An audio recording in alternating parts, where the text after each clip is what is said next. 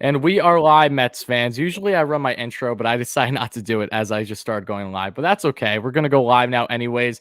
To everyone first chiming in, thank you all so much for being here. We appreciate you here for another episode at New York Mets Talk. Myself alongside Richie. He's back on the channel. Happy to have Richie back here to talk some Mets, of course. And thank you everyone that's first chiming in the live stream. We appreciate you. So in today's episode, we will, of course, be recapping the series that just transpired against the Dodgers. We'll be also breaking down some individual impacts with the club, mainly being Javi Baez for the Mets yesterday in their win to at least salvage the series against the Dodgers in the 4-game set. We'll be doing an injury update as well, mainly around Francisco Lindor and some others. And then we will be previewing the upcoming series against the Giants, along with taking some questions from you guys at the end of the show. So to everyone just chiming in, thank you all for being here. Between Dave, my good friend. Dave, I got the Steelers hat, so thank you so much for that, buddy. Again, expect to email from me soon. Michael, AB, all you guys, appreciate you as everyone just starts to roll in. Robert, so we're going to be breaking down a lot here, but before I go any further, Richie, how are you doing today, my man? I'm doing great, man. It feels good to be back on the show. It's been a while. The Mets, we're at the end of this dreadful, stretch that we're on. Hopefully we can, steal a couple games against the Giants. We're coming off, a disappointing performance from the Mets against the Dodgers, but luckily we stole a win yesterday simply because of Javi Baez and Marcus Strollman. So I'm excited to talk Mets. It feels good to be talking with you, Wardy, and shout out to everybody in the chat. I'm really excited, man. Let's get right into it. Yeah, man, let's get right into it indeed. And from the last time that we talked, because you and I haven't done a Mets talk in a couple weeks now, obviously a lot has kind of happened during that time, more so negative than positive, to put it lightly. But no less, there are some positives that we can take finally from the series and hopefully going into the Giants series upcoming. But no less, a lot to break down. Gerald and Sandy, great members on the channel. Thank you all for being here. And again, to everyone first chiming in the chat, remember, we will be taking questions and answers towards the end of the show. So make sure you're chiming in to be there for that so we can answer all you lovely people. But yeah, let's get right into the Dodgers series recap, because going into LA, the Mets were already a good handful of games out of first in the division, third in the division to the Braves, who just don't stop winning, unfortunately. They've had, one, a favorable schedule, and two, taking advantage of the opportunities given them, something the Mets haven't done. They're coming off their Giants series in San Francisco, where they won the final game in that series, in which that was in extra innings. I believe that was in the 12th when Kevin Pillar hit his 3-run bomb to really solidify the Mets the win. So now we head into this LA series, so much at stake. And I was saying going into this that the Mets can somehow split the series. I'm feeling decently comfortable going into the upcoming trip, not just being back home against the Giants, but then the 14-game stretch after that against just the Marlins and the Nationals back to back. But the Mets found themselves in similar fashion like all year long and during this trip, losing multiple games by just 1 run, and now are in severe trouble at any hopes of you making playoffs. They're really on the outside looking in. The worst it's been all season, 7 games back currently. But I know that there have been negatives in this series, a lot of them, but we're going to recap all these individual games and then get to the final game where the Mets won it, share our stances in between all this, because again, there's a lot to break down. We all have mixed emotions with what has transpired with the Mets, guys. So let's get into it now. Darren, thank you so much for being here. Great member. Alex, Master, Chamber, all you guys, appreciate you all.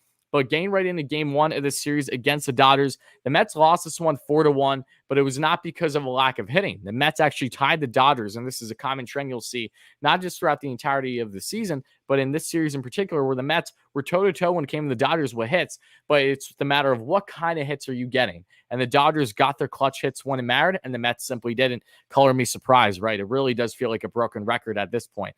But the Mets lost game 1, 4-1. This was just little to no offense whatsoever with guys in scoring position. Brandon Nemo was 1 for 4 in this game. Pete Alonso, 2 for 4. Talk about Big Meat Pete. He has single-handedly been carrying this team on his back for quite a while now, especially during this horrendous stretch for the Mets. He had himself a run scored. Michael Conforto continues to be fairly consistent at the plate. As of late, he was 1 for 4 in this game. J.D. Davis was 1 for 4 as well with an RBI. Patrick Mazeika, 1 for 3, coming in last minute, really, because of James McCann being on the IL, and same thing with Tomas Neo. So Mazeika has been catching every single game for the most part.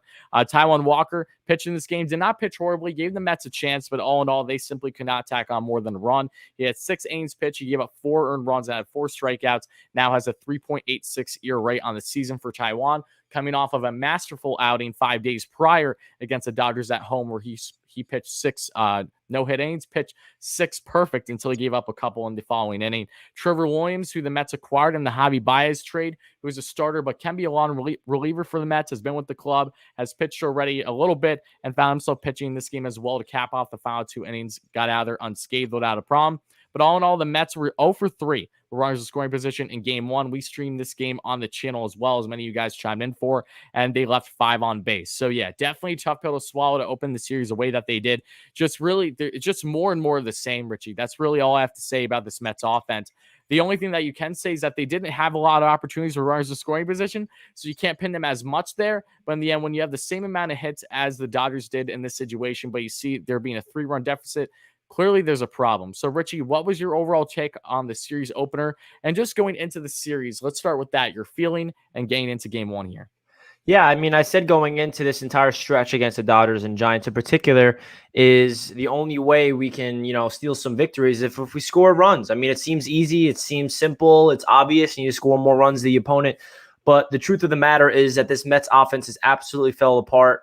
In terms of, situational hitting, making sure that if there's a guy on second base, we have to get him in by any means necessary, whether it's a bunt, whether it's forcing a base hit to the opposite field or whatever it might be.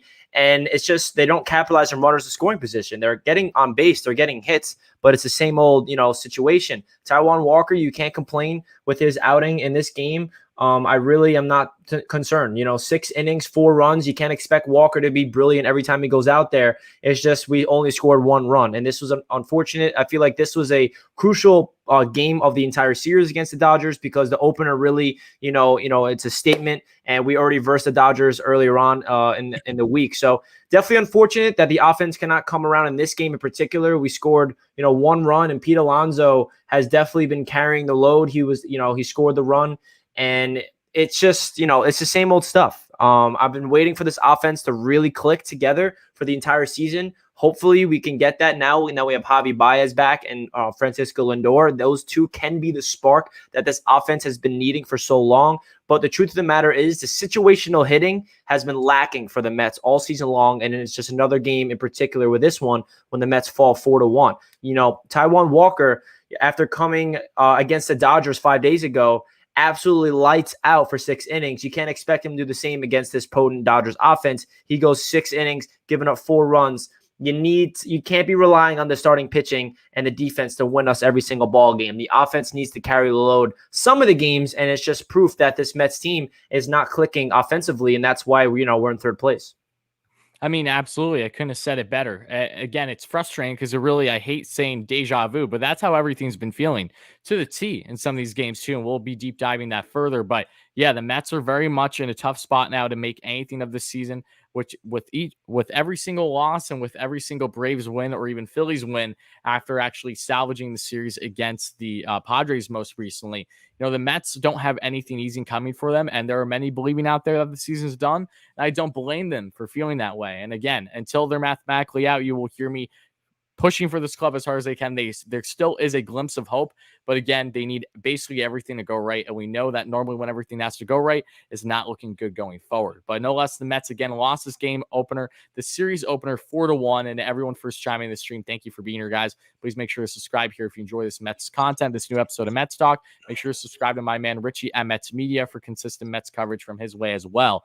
But let's get right into game 2 here, because this one even hurt more, in my opinion. I'm not sure exactly how much of this game you caught, Richie, but the Mets lost game 2 of the series 3-2 after the Mets out-hit the Dodgers 6-5. So 2nd consecutive game for the Mets where they had at least 6 hits and even out-hit the Dodgers in this scenario, but still lost 3-2. And at this point, I believe this was the Mets, I want to say 46th or 47th game this season where they lost by, where they were differential by only 1 run. It was ridiculous. The Mets were, I believe, 25-20 going into this series, and they ended up coming out of it and 25-22, I believe, in win-loss record. That's the most amount of games in all baseball for any other team in the league that has had these with only 1 run differential. It's crazy how tight games have been for them all year long. But the positives here, at least when it comes to some offense, if at all, Brandon Nemo was 1 for 4 in this game, so he continues to get on base at least once or twice. Pete Alonso, another game with 2 hits for him, including a run and 2 RBIs thanks to a home run. Big Meat Pete, and I cannot stress this enough, what he has been doing while all else has been failing for this club has been remarkable. Yes, you can pinpoint him, and I've been saying this for the past week and a half, 2 weeks now, since it originally came out with Alonso's, uplifting comments on, say, smile, things are going to be all right. Yes, things have definitely not been the case whatsoever on the Mets front, but you cannot blame Pete Alonso for a lack of effort here. He has single-handedly been doing so much himself game after game, and I have to give him a huge hats off for that. So shout out to Pete, gets himself a bomb, and it wouldn't be his only one of the series. Michael Conforto was 1 for 2 in this game with a walk, and then JD Davis was 1 for 4. And I want to highlight JD here because this is something that happened in back-to-back games. And while JD has hit basically in every game this series and had a big game 4, which was yesterday, which we'll be getting over, so really did help redeem him to an extent, but back-to-back games, this was the first of 2 games in a row. You see JD Davis in a tight spot here with bases loaded after a Michael Conforto walk. And this was basically his best at-bat of the entire season against a lefty. To really, because he's been hitting just over $150 against lefties at this point in this season for Conforto. Gets a much-needed walk to load the bases. All the Mets need at least was a run here. And then JD Davis strikes out looking at a pitch right down the dick at the knees. So that was unbelievably frustrating on my point. It's something that we've seen JD struggle with immensely. When guys aren't on, or at least when bases aren't loaded, he's doing far better than what he is with bases loaded. And he's not the only one on the Mets. Absolutely. Everyone has had their problems this year, but at this point of the year, you almost want to nitpick every single thing because it's just so frustrating knowing that very well could have been the deciding factor. But in the end, it's not just JD's fault. It's everyone else's for not getting more than 2 runs in this game. And I will make that noted. Patrick Mazeika was 1 for 4, continuing to at least get 1 hit. So shout out to Mazeika and a run scored. Cookie Carrasco did have a much more salvageable night, I guess you could say, against the Dodgers than he did 5 days prior at home, where he just got absolutely lit up in the first 2 innings against the Dodgers. He pitched 5 innings here, gave up 3 runs, had 6 strikeouts, and now has an 8.82 ERA on the year. You're not going to put stock into the ERA for Cookie. He's had barely any deep games yet. He's still trying to get in the flow of the season because he's been out for the majority of the year with injury, including missing spring training. But Cookie did get in a groove here. Would have been nice to maybe see him pitch 1 more inning, but no less, he gave the Mets 5 strong and kept them in it, absolutely only giving up those 3 runs. Aaron Loup came in and does what Aaron Loup has been doing all year long, not giving up runs at this point. 1 inning pitch, no problem. Shout out Loup. Love that man. The lone southpaw for the Mets pitching-wise. Then you have Trevor May, who had an inning pitch, no problem as well in game 2. And Seth Lugo, who had himself a very strong series in LA, had himself an inning pitch, no problem. So the Mets in total were 1 for 6 for runners in scoring position here in game 2 and left 6 on base. Just an absolute nail-biter. When I was doing that game live streaming, it just the worst gut feeling in the world when you basically can predict what is going to happen when the Mets actually have an offensive opportunity. And again, it's one of those things with the Mets, and that's what's been so frustrating about them all year long is a matter of they're getting on base. This is something that they've been able to do pretty well all year long. Seems like every single inning, the Mets at least have the leadoff runner on, or they at least get a guy on when there's 2 outs. And unfortunately, there isn't enough to back them up after that. So, Richie, what was your thoughts on this game too? Did you watch it first of all? And just your overall reaction to another brutal loss. And at that point, the Mets were looking to at least get a series split, but we all know what happened there in the next game. Yeah, I watched this game. This is the game I was in the chat during your stream. Oh, yes, that's right. Oh, my God. That Conforto at bat was awesome for him to draw that walk. He bat flips it. It's energetic. The LA crowd's booing him. And then JD Davis gets an opportunity with this guy on the mound that I hate now because what's his name? Like Vizia or something? Something. I probably pronounced his name wrong. Guy, yeah. And JD has an opportunity. He goes upstairs twice, and that's JD Davis's kryptonite. He cannot catch up to the fastball. JD Davis is a low ball hitter. He gets the ball right in his wheelhouse, and he doesn't swing the bat. I want to like snap my neck right there. It was so hard to watch. It was just the same old thing where you see what's going to happen. You have the chance to really, knock Buehler out of the game. Buehler had a great game, 7.2 innings, only 2 earned runs. We scored him in that inning, and then we could have, put more, runs on his ERA. And for Conforto, lefty on lefty, to have that crazy 9-pitch at bat, foul ball after foul ball after foul ball, drawing a walk, and then we have an opportunity. It's just the same old thing that we've been seeing all season long. The Mets just don't come up in the clutch opportunities.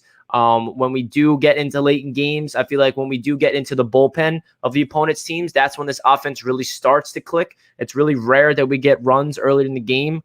Yesterday, we did get 3 in the first inning, which is pretty rare. But what I'm trying to say is all in all, I don't know what it is, whether it stems from the coaching staff or the situational approach or whatever it is, but this Mets team just does not have the ability to really bring in the runs at the clutch moments, and that's just a recipe for failure. When it's bases loaded, 1 out, it seems like they get out of it with no runs. When it's second and third, no outs, it seems like they get out of it with no runs. I don't know how it's possible over and over again. It's very frustrating to watch, but that JD Davis strikeout looking was very frustrating. But man, talking about these games is bringing back just bad memories recently. But on the flip side of things, I'm excited to look for this season ahead. And I know we're going to get into the injury news, but I'm really excited to see what Javi Baez and Lindor can do to this team, because what Lindor said in his interview a couple days ago, that should shut up any Mets fan that hates him. I can't stand it.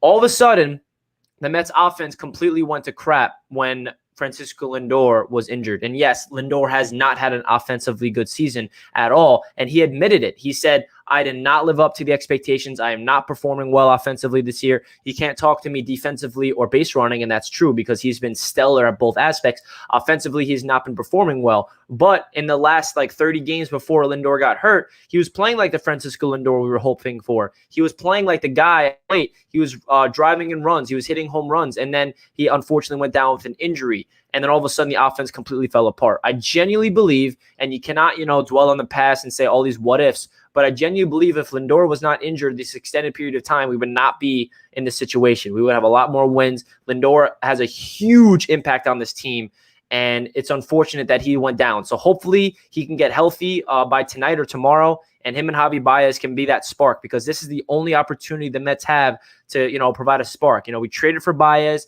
He was amazing this first game going yard, and then he looked really good, striking out, hitting home runs, whichever it might be, highlight plays, sliding, and then he unfortunately went down with an injury, goes on the IL, and we're sitting there like, wow, we traded for somebody that's already on the IL. So right now, this week is the last opportunity the Mets have to really get a spark that we need. So we will see what happens.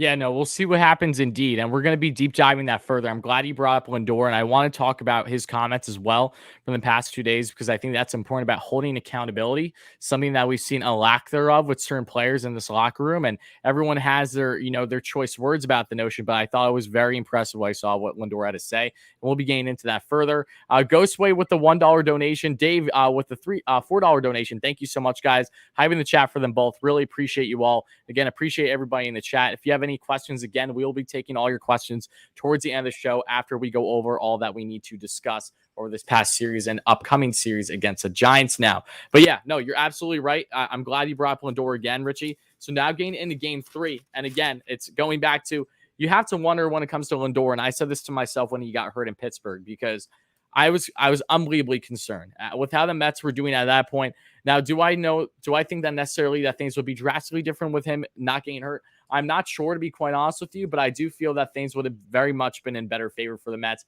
because you don't just look at the performance that Francisco brings, and might add, he was playing really good baseball for the past month and a half leading up to his injury. You don't just have that, but you also have his leadership qualities. And when you don't have them on the field and not able to really have a say, and this is a guy that even helps out the rotation, the bullpen when they're on the mound as well, with reading plays. Like, he does so much more than what the eye may originally tell you. So yeah, it definitely losing him as soon as he got hurt in Pittsburgh with that swing, I thought to myself, this could be a game changer in negative light. Obviously, I didn't make that public because it's something that I hope I'm wrong about.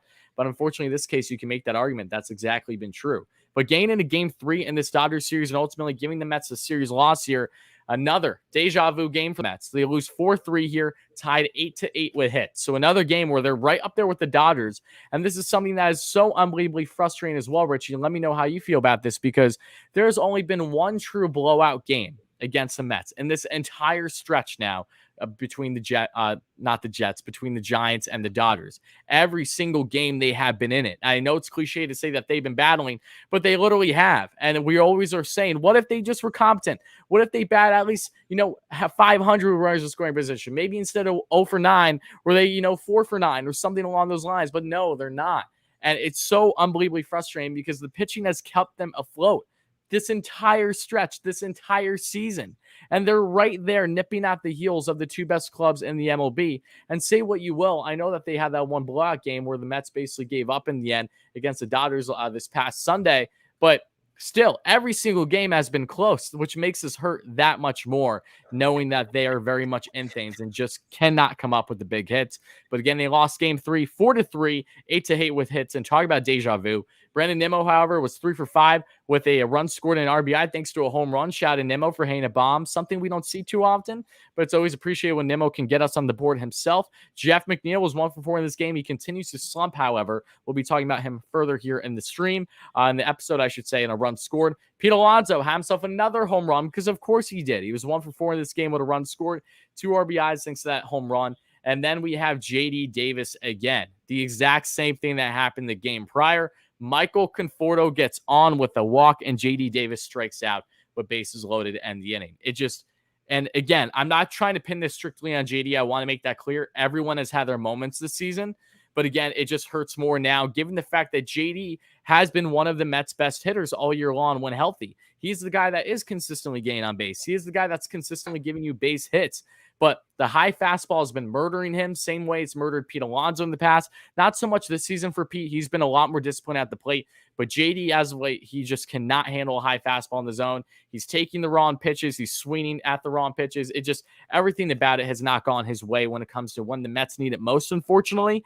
And this is prior to his performance in Game 4. So I would like to make that noted, however. But JD, 1 for 4 in this game, but that at bat really, really hurt when he thought the Mets could execute. Again, every game the Mets have at least one opportunity with bases loaded. It really feels like every game at this point. Jonathan VR was 2 for 4 in this game. Jonathan had a very solid game at the plate. And Rich Hill pitching, the former LA Dodger, which they gave him, I believe, a little introduction. Maybe, I think he had the current call in the beginning of the game as well. So shout out to Rich Hill because he's had some of his best career performances with the Dodgers in playoffs, no less, which is why he's so coveted, even at the age of 41. But he had 5 innings pitched. He gave up 3 runs, 2 strikeouts. So he has a 4.13 ERA in the year. Again, just like Cookie Zion the day before, you're not getting length with Rich Hill, but you're still very much in this game. And the Mets bullpen has been lights out this entire series. I would like to make that note too.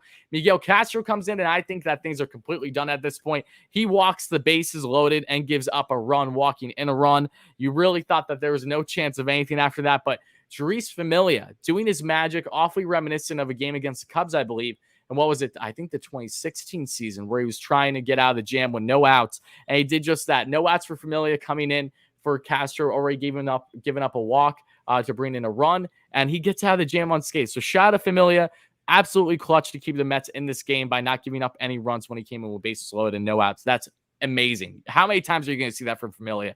And then Aaron Loup comes in, 1 inning pitch, no problem. At this point, if Aaron Loup ever gives up a run, we should be surprised. That's how dominant he's been. So shout out to Loup again. Love that man. Seth Lugo has been awesome in this series as well. Another inning pitch, no problem. But again, runners in scoring position, same issue with these Amazons. 0 for 9 and left 9 on base. So Richie, what are your final thoughts here on Game 3? Just, again, really the exact same game as Game 2. I did not see anything different whatsoever. Hits right up there with the Dodgers tied 8-8 and simply could not get that clutch run when they need them to. It's just more of the same narrative over and over again.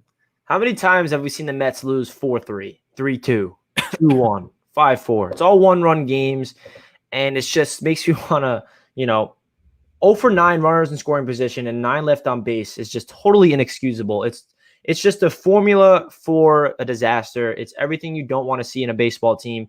And I don't know where to point the fingers, whether it's just they're getting unlucky, they are mentally not there when there's a runner on base. But, man, they both had 8 hits in this game. The Dodgers was lucky enough to get that extra run. And it's just another example of the Mets relying a little too much on their pitching and defense, and their offense is not, clicking. And obviously they're trying their hardest to hit the ball. Steve Cohen goes out there and calls out the entire offense, and rightfully so. I agree with Steve Cohen. He did not say any lies. The offense is not clicking. We have professional hitters out there, and what a professional hitter's job when he's at the plate is to bring in a runner from second or third base. And that's exactly what the Mets are not doing. And it's just the same old thing. The series really felt redundant. At least the first 3 games. Luckily, we had a breakout offensively yesterday. But, it's the same old stuff. Rich Hill, you can't ask for more for a veteran at that age. 5 innings, 3 runs against the Dodgers. And then the bullpen to go out there and do their thing. Castro only giving up 1 run. Familia, Lugo, 0 runs combined. What else do you want from the pitching? What else do you want from the defense? They're doing their job. They really are. And it's just unfortunate because we have the pitching and the defense this year to do really well, to win the division. It's the offense is what's holding this team back, and everybody knows that. And that's something that we would have never, ever expected, probably going into this year, to be quite honest. Yes, we knew that there were obstacles and, trying to blend together as a team, but no one expected the year at this point. And I know it's a broken record too, but endless injuries, guys simply not getting in a groove in hand because of their injuries, not really ever. There are players that all the time that never get in a groove for a season because they dealt with injuries, maybe more than once, especially. But between the hectic schedule, everything in between, nothing has gone this Mets team. But imagine, this team, if they just had competent offensive skills when it matters most, it's absolutely gut punching. But we can finally take positive out of this entire series. Not that it necessarily matters too much because the Mets are still, as we know to this point, 7 games back of first in the division. The Phillies, I believe, are 5 games back, and the Braves have won 9 straight. So the Braves have a tough schedule coming up. We'll be getting into that shortly, however. But again, shout out to everyone in the chat. Make sure to smash that like and subscribe button if you're enjoying the stream. Help us get to 100 likes by the end of the stream. Make sure to subscribe to Richie at Mets Media as well. If you have not checked out his content, has great Mets content over there. But game 4 of this series, finally some positives to take away. And the only blowout game of this entire series for the most part, really. Outside of game 1 where the Mets lost 4-1, here we have game 4. The Mets go in with a lineup that was unbelievably a head-scratcher. You had David Price on the mound, the veteran southpaw, who's won it all multiple times in his career. And now you have him coming in against the Mets. And we see that, I believe, Michael Conforto did not start this game. Dom Smith did not start this game. Unbelievably frustrating, you would imagine. Conforto, you can understand lefty on lefty. Dom, even with his struggles, there were some controversies given that he has done historically well against lefties all year long. But no less, Luis Rojas really surprised me in this game. A lot of moves that felt controversial, at least. And Richie, I know there's one move in particular that we'll get into about Strollman, but he gets out of it. And wow, just what a game for the Mets. They went 7-2. We're 9-5 when came to hits. So the biggest hit differential this entire series against the Dodgers for either club, respectively. Brandon Nemo in this game was 2 for 3 with 2 runs and 2 walks. So shout out to Nemo. Pete Alonso continuing to hit. Another game where he at least has another hit. He's been hitting consistently in every single game in this series. And for the most part, it feels like every single game during this stretch, during the Mets' lack of success, 1 for 4 with a run scored. And now let's talk about Javi Baez, and we'll get into him after we recap this fully. But Baez's first game back. Lindor is not back yet. He's going to be cleared soon. But Javi comes in, gets the start here, and look what Javi does. 2 for 4, leads off the game early with himself an RBI double to help give the Mets the lead, and that becomes a 3-0 lead in the first inning. The Mets scored 3 runs in 1 inning in the first, Richie. I thought I was seeing stars. I could not believe it. I really could not. So the Mets got off to an early lead, all in hand with Javi Baez, 2 for 4, 2 runs scored and a run. He looked beautiful when he got in his second one of those times, too, sliding in. Trey Turner thinks he's the best stealing bags in the league. And then you have Javi Baez, who just literally, there's no one that matches his energy when it comes to sliding into base. It's insane. All you have to do is admire it. What an impact he had. Then you had JD Davis. Shout out to JD as well. A tough couple games. He's been hitting, but not when the Mets need him to. And that's been the problem. JD had a monstrous game, though. 2 for 3 with 2 runs scored, 4 RBIs, including a home run and a walk. Shout out to JD Davis. He took all the negativity that's been happening to him lately and really put the Mets on his back some more. So I give him absolute credit for that. If you're going to struggle, I'm going to point you out your struggles. But if you succeed, of course, I'm going to acknowledge your success as well. You see Jonathan Villar in this game, 1 for 5 with an RBI. Jeff McNeil was 1 for 3 with an RBI pinch hitting. And then he was even in the second half of the game in left field. So McNeil, first time in left field, mainly because of what you can expect with Javi at second and Lindor on at short when he's back. But I'm a little worried just with McNeil, not between his lack of hitting to this point with his approach, but also this is a guy that has dealt with significant hamstring injuries this year. So I don't know how much I love the idea of having him in the left. You'd have to get really creative knowing the risk that there is with him. We'll now gain into the pitching. Marcus Strollman, again, another unbelievably solid outing for Marcus. He gave up 2 runs, but 6 innings total, 6 strikeouts, and has a 2.85 ERA on the year. That he's one of the best pitchers in the NL right now. He's top 10 for sure. He has just been an absolute stud for the Mets. Every 5th day, you know what to expect. He's only going to give up on average around 2 runs or at most 3. He's been so consistent, has kept the Mets in every single game here. And that's all she wrote for the Dodgers. Familia comes in, scoreless inning pitch. Trevor May, scoreless inning pitch. Edwin Diaz gets the save on the Dodgers. And in total, the Mets were 3 for 10 with runners in scoring position. So nothing fantastic, but they got the job done at least when they need to and left 8 on base. So nothing pretty, but Richie, what is your overall thoughts on this game? And then also I want to talk about in particular Javi Baez's immediate impact. And remember, guys, Javi Baez has had a really good OPS this year against lefties. So talking about a perfect matchup to come back in this lineup, it couldn't have gone better for Javi and the Mets. Yeah, I think the reason we won this game is because of Javi Baez. He was the spark that this offense needed. It was a terrible stretch of games without him. The Mets don't really have some chemistry. It feels like, there's no one really bringing anybody in. The first inning, Javi Baez is back. They score 3 runs. Javi Baez has a RBI double of his own. Later on in the game, he hits a single that should have been a single, but he extends it to be a double. Has the craziest head first slide against Trey Turner, who had a really good slide a couple weeks ago. And he's saying hey, yo, I'm the GOAT of slides, not you, Trey Turner. So it's awesome to bring that energy. Javi Baez plays the game of baseball the right way. I love everything about him. In terms of his energy, his play style, his unique approach to base running. He's aggressive. He's everything this Mets team has been lacking all season long. So hopefully he can stay healthy. And when Lindor comes back, it's going to be a good time. So for the Mets to go out there and score 7 runs for Strollman, wow, can you believe that? Because if you could score 5+ runs, we're going to win a lot of games. How many times have the Mets given up 5+ runs? Not a lot. There really hasn't been. All these losses, especially this series against the Dodgers, we lose 3-2. We lose 4-2. We lose 4-3. There's never a time where the Mets pitching gives up 5+ runs. So if our offense can come around, this is what the potential is when everything's clicking on all cylinders. Shout out to my guy, Marcus Strollman. Been in love with him ever since he came to the Mets. Definitely one of my favorite players. I love his approach to the game. I love his mentality. I love his defensive ability, everything he does. He deserves so much credit to this team right now because there's so many times he takes the mound and he gets the Jacob deGrom treatment where he has a lights out 6-inning performance, giving up 2 runs, and he gets the loss. That happened over and over again. That's why his record is 8-11 or something like that. His ERA is sub 3, 2.85, and that's just, you can't ask for more. Top 8 in the NL. He is a very good starting pitcher in this league. He needs to be re-signed by any means necessary. He brings a different approach to the game of baseball that I feel like athletes are more, open about what their beliefs is. He's very positive on Twitter. He tries to,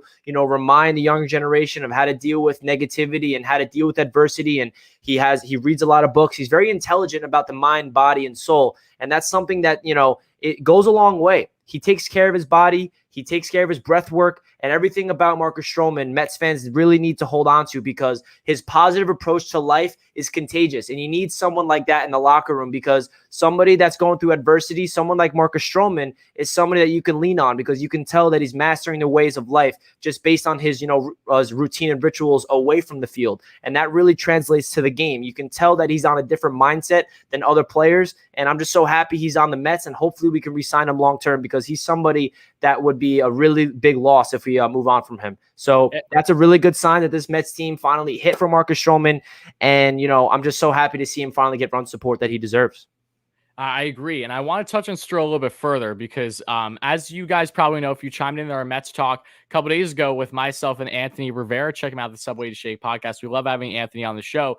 We were talking about the ordeal that happened at that point between Stroman and Tim Healy, who covers the Mets as a beat writer for them, and really blew something out of proportion, which we understood it for the clicks, but it was basically Stroman had a strong performance, but emphasize, the amount of times that he retweeted his own highlights because that's noteworthy.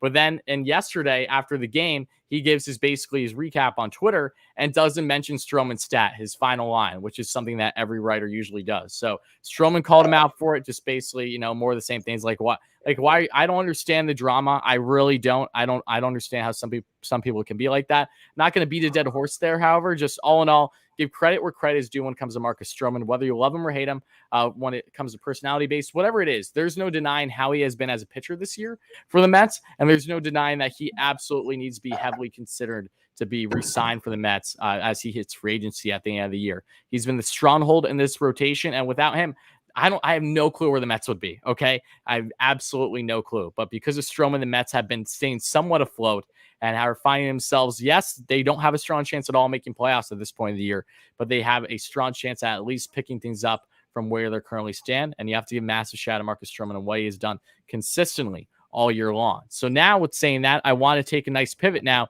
into injury updates before we get into this Giants series preview. So again, guys, if you're just chiming in, smash that like and subscribe on. Help us get to 100 likes by the end of the stream, whether you're watching this live or on replay. And of course, check out my man Richie at METS Media if you enjoy more consistent content from him for the Mets, and also Jets Media, where he's been working on a lot because his New York Jets as they get closer to the season, and Knicks Media as well. Check out all of his channels. You guys know the drill by now. But let's get into injury updates, okay? Because Francisco Lindor, there was a belief that he might be back Sunday. Well, as we know, it's Monday at the time being live here. So he did not come back.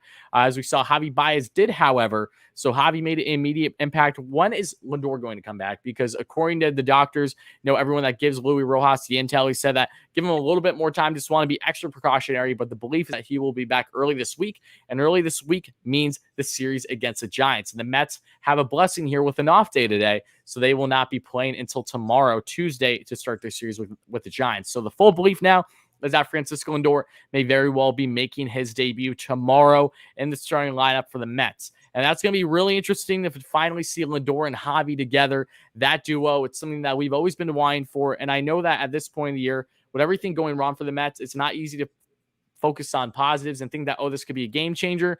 But you do have to wonder, at least from an offensive standpoint, the amount of more depth this Mets team gets automatically. And this is not a complete shot at Jonathan VR whatsoever. We all love VR.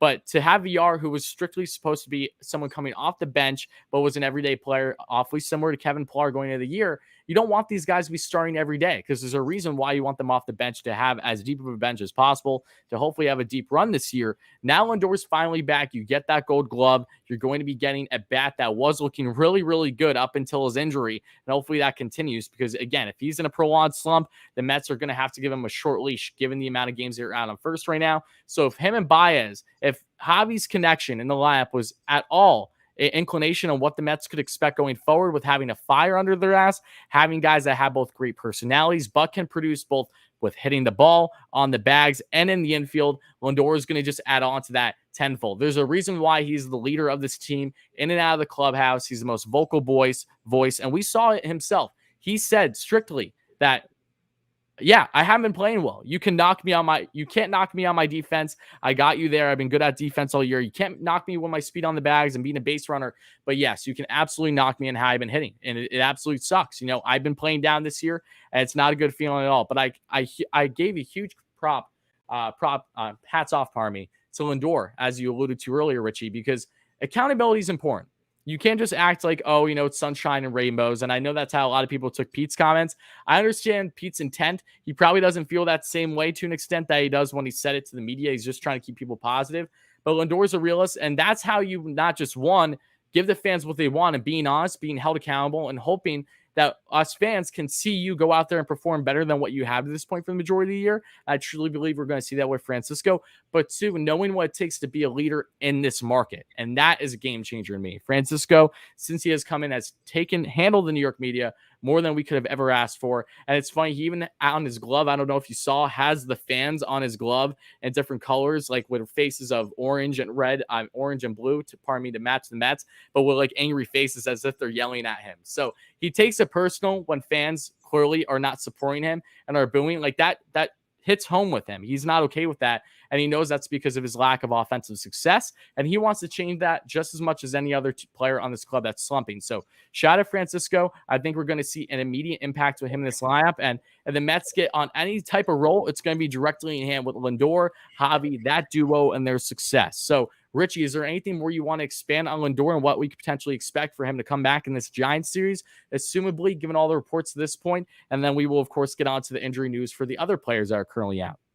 Yeah, I think Lindor deserves a lot of credit. I know I alluded to it earlier and Wardy just touched up on it, but for somebody like that, getting signed that big of a contract and for him to be injured and then, be vocal and being able to admit that he's been terrible offensively, that takes a lot from a player. You can't just wipe that away. So many people have been so critical about Lindor, rightfully so offensively. So many people have been booing him. I don't agree with that whatsoever, but he takes that to heart. He understands that he is on a market that the fan base here is very critical. They're impatient. They want results now. They don't want it later.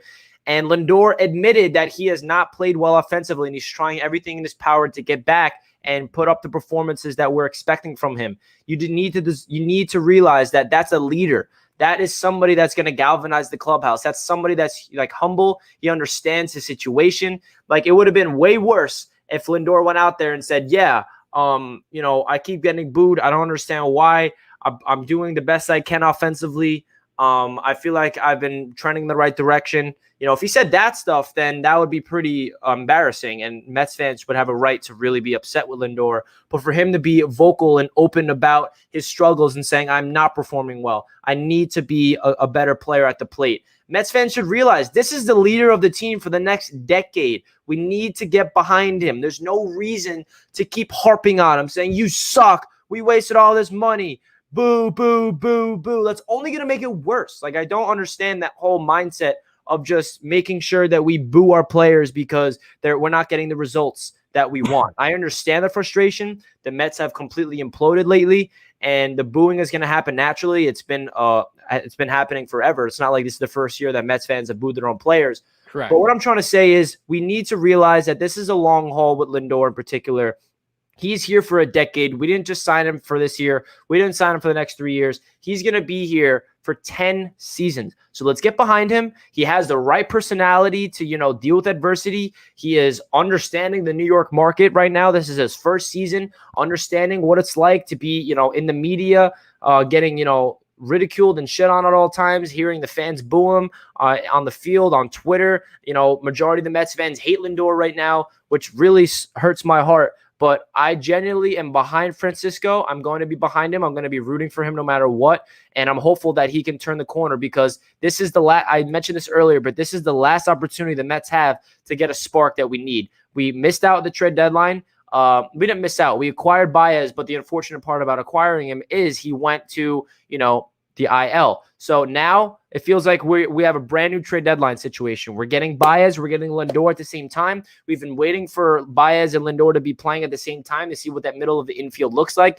This is the spark of the offense. And if the spark's not here, if it's not with Baez and Lindor, then the season's over. It's that simple. It's unfortunate. We have a very easy schedule coming up after the Giants series, going up against the Nationals and Marlins. So we have to take advantage, because if we don't take advantage of that, then the season is really over. We're 7 games behind. The Braves are red hot. Luckily, the Braves schedule is starting to, get a little more tougher. So we'll see what it can happen. I'm very impressed with Lindor's comments. Hopefully he can back it up and, get some, production at the plate. I agree with you. And I think it's important too. And look, you and I are probably some of the bigger optimists you guys will probably listen to on YouTube or wherever you're watching us right now. But we're also realists at the end of the day. I'm not going to tell you that the Mets have a guaranteed shot at making playoffs. I'm not even going to tell you that the Mets have even close to 50%. They have a really an improbable run that they would have to go on right now. It's 7 games out. The Braves currently have, they've won 9 straight. They are coming up now on an 8-game skid against really tough opponents. They're facing the Yanks at a 2-game set, when the Yanks have been absolutely red hot, basically the best team in baseball since the trade deadline. Then they're going to have the Giants away, and they're going to have the Dodgers. That's going to be a tall task, just like it was for the Mets.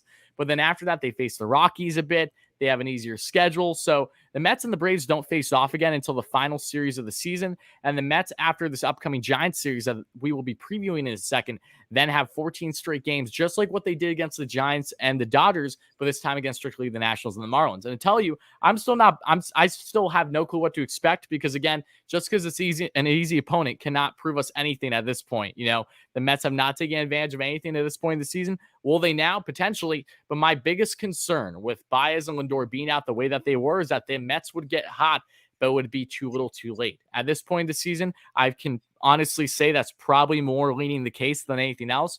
But no matter what, I'm going to have optimism with this club until I simply don't have a reason to be. So let's get on to a little bit more injuries here before we get into the Giants preview. Not just that Francisco Lindor should be back in this Giants series. And again, thank you everybody that's trying the live stream. Love and appreciate you all. Looking to Syndergaard have himself another fine bullpen over the weekend. And he is really grasping and understanding that he will more than likely return in a reliever role, at least to start out. The likelihood of him becoming a starter at some point in the season is very slim, but for him to be a reliever and potentially a long reliever is going to be vital to the Mets to add more depth to this rotation. I mean, just bullpen overall, given how taxed it's been all year because of lack of starting pitching depth from all their injuries. That's really been it. Not having Jacob deGrom, the best pitcher in baseball, is of course going to put you in a tough bind. There's no denying that. But Thor is accepting of whatever role the Mets need to put him in. So we may very well see him back in early September again. Things are progressing very well. Had another bullpen without a problem. His velo isn't where he likes it to be. He's sitting around mid-90s, I believe. Obviously, this is Thor that we have idolized for him touching 100. But at the end of the day, it doesn't matter what velo you have. We just need quality from him. Okay. Jacob deGrom should be a prime example. The velo was off the charts. It was electric. It was so much fun. But now we see deGrom more than likely without him for the remainder of the year. And that can go directly in hand with the amount of work that he had on his velocity and overall arm in the first half of the season. So take that as you will. But James McCann, Tomas Nido, what is the catching situation for the Mets? If you guys aren't aware, they are both on the IL right now. James McCann has been dealing with back spasms. He was put on the IL on August 20th, but that was retroactive to August 17th. So just having him on the IL, but it really starts off as if it was the 17th. And same thing with Tomas Nido, has been out with, I believe, a thumb sprain since August 16th. Both of them are more than likely not going to be back until the series upcoming against the Nationals after this set against the Giants. The earliest it looks like McCann could be back off the IL is potentially the 26th this week, and Nido is the 25th, which at least could be one of those games against the Giants. But I'm not banking on both of them being ready right away. Maybe Nido can be ready for the Giants series, but I'm not sold on McCann just yet. But hopefully Nido, I should say. So I actually am going to backtrack from what I originally said. There's zero chance probably of either of them until the Nats. Maybe Nido. But then you have Luis Gourmet. Remember Gourmet? We all love the Wizard in the infield and has been really solid hitting this year too. So underrated. Gourmet's been out with a hamstring strain, but he is back on September 17th, according to Louis Rojas, was nearly 100% ready to go after running the bags and all those stuff. So he might be getting a rehab assignment, but Gourmet should hopefully be back sooner than later. Jose Martinez. Do you guys remember Jose Martinez? Probably not. The Mets signed him on a one-year deal back in the offseason. An outfielder, even though he really isn't much of an outfielder, you're not getting defensive with him. He's a first baseman type guy, DH at this point in his career. So I'm curious how the Mets will utilize him. But he has been doing really well on his rehab assignment, has since been called up to the AAA Syracuse and hit himself a home run yesterday. It was 1 for 3, I think. So shout out to Jose Martinez. He is a lefty killer, something the Mets could definitely use, especially with guys like Jose Peraza, who's been out for as long as he has. The Mets could use a bat like that on the bench for sure, as they have been dealing with injuries all year long. So Martinez, expect him to be back with the club probably heading into September, I would say, at this point in time. But yes, if you guys don't know Martinez, most known during his time with the Cardinals, really has a wacky batting stance. I absolutely hate it, but he gets the job done. Has been a Met killer at times in the past. Spent last season, I believe, with the Rays and the Cubs, struggled a bit, and he's had really bad knees in his career. He's tore his meniscus in the spring training, like right in the beginning. And I thought his career might have been done given how serious his knees have been. But no less, he's fully healed up. He's looking ready to go. So hopefully the Mets will have him back in the coming weeks. But now one more topic I want to get in with you, Richie, before we get into the Giants discussion. I know this has been going on a little prolonged here, but we have to talk about what is going to be the third base in the left field situation. Because as we saw, Jeff Mcneal has been was in left field for the first time all season yesterday. JD Davis was at third. So my question to you, Richie, is what do you think will be best for the Mets here once Lindor is in this lineup? Javi is going to be at second more often than not. McNeil is taking grounders at third as well in practice. Would you like to see it be one of McNeil and JD on third based on matchups? Do you think you should favor JD more than anything right now, given McNeil's lack of offensive success? Do you think McNeil should be getting more playing time in left field, potentially over Dom based on matchups? Like, what do you feel is best for the Mets right now? And what do you think maybe we could see them orchestrate in the coming days? Yeah, I don't know what they're going to do. I think that Jeff McNeil is definitely better suited for third base, but then you're taking JD Davis out of, the lineup. I would basically do it off whoever's on the mound, whoever we're going up against. The matchup approach, I feel like, is if there's a southpaw on the mound, JD Davis gets the nod. But then again, is Dom Smith's going to be in left field, and he's a lefty as well. So I think that's the best case scenario. When there's a righty on the mound, maybe it's Jeff McNeil at third base. I feel like that's the best case scenario for the Mets because Jeff McNeil's definitely been struggling right now. He's hitting the ball hard, but he's not getting, on base. He's not doing what we're used to. Definitely unfortunate. JD Davis is getting on base, but he's not coming through in clutch situations. So it's going to be interesting to see what they do, but I would definitely go, the matchup approach. If there's a southpaw on the mound, JD Davis gets a start. If there's a righty on the mound, Jeff McNeil gets a start at third base. Or if one of those two gets hot, then you just keep playing them because you can make the argument that either of those guys can start because, JD Davis, he did have a very good game yesterday, 4 RBIs and had a home run, but he does not come up clutch whatsoever. So And then Jeff McNeal, he's somebody that, even though in his struggles, he's still a very good hitter at the end of the day. So it's going to be interesting to see what happens. I have more confidence with Jeff McNeal playing third base and left field, defensively speaking. So we'll see what happens, man. It's going to be interesting to see what Rojas does. I agree. And it's important to look at, again, JD hasn't played in left field at all this season, right? And it's something that he has toyed with in the past in his career, but you're not getting a left fielder out of him. Dom's had his struggles, but even while Dom has historically underperformed this year, he has still been getting some good at-bats for the Mets. Really more against lefties than anything else, which I just find so mind-boggling coming from a lefty himself, but it's still impressive to see nonetheless. And then Jeff McNeal, who, again, has the versatility. But for me, I'm more concerned with Jeff and his health more than anything. If he goes out and left, could he really damper something with his hamstring potentially more than what he would be in the infield? That's a risk. Are the Mets going to be worth taking? I'm not sure, but no less, they're going to get very creative. And knowing that the Mets have been more analytically based than we've ever seen in recent years, given their new change in staff, I 100% see them really matching things based off matchup. And also some guys, if they're on a hanging streak, if they're feeling hot or cold, whatever it's going to be. At this point in the year, you cannot take any more risk in keeping a guy every single day in the lineup if he's significantly slumping. And if the Mets do, then that should be a good notion on where they currently stand this year and how they feel going forward. And that won't be a great feeling, not just for myself or with the remainder of the fan base, basically punting a situation, if you will. But now let's get into finally the upcoming series, a series that starts tomorrow, Tuesday, August 24th, at the time of being live here and in this live stream. And that is against the San Francisco Giants to finally, and I mean finally, cap off what has been a horrendous and abysmal 14-game stretch against the two best teams in the NL. It has not been fun at all. And again, as I mentioned so many times, Richie, the most frustrating thing is the fact that the Mets have been in it in basically every single one of these games outside of one. There's no worse feeling than that, knowing that this stretch could have gone completely different if they just got, say, one or two more hits when it mattered most. But they didn't. They simply didn't. And here we are now, 7 games back in first place. And they have themselves to blame. I'm not going to harp on myself too much longer. I'm not going to lose more sleep over it. We know what the Mets are right now. But the question is, can they prove us wrong at this point? But they go in this series against the Giants, 80-44, 36 games above 500. Damn, that must feel nice. Hopefully the Mets will get there in the coming years, right? Because the Giants, again, drinking the fountain of the youth. They've done everything right this year. Dominant in the really, you could argue, the hardest division baseball outside the AL West, being on top of the Dodgers by still 2.5 games, and even doing really well against the Padres, who have found themselves free falling really since the trade deadline. Have not looked like the same Padres that we've seen in the first half of the year. But Giants 80-44 won their last series against the Oakland A's 2-1, and they won their series against the Mets in San Francisco, as we know, where the Mets lost that series 2-1, but the Mets won the final game in extra innings thanks to Kevin Pillar's 3-run shot. Getting into pitching matchups, this is something that actually is pretty even, if you ask me, for this entire series. The only downfall is we see two lefties. So that could be kryptonite for the Mets, or it could be a scenario like David Price yesterday where the Mets actually take advantage. Who knows what we're going to get, but no less, it is going to be left-handed pitcher Lon on the mound for the Giants tomorrow, who's 1-1 on the year with a 5.72 ERA, facing off against Tyler Mcgill, who last time Mcgill faced the Giants 5 days ago in San Francisco, pitched a flawless 6 innings, only 1 earned run ball with 6 strikeouts. Mcgill is 1-2 on the year for the rookie with a 3.21 ERA.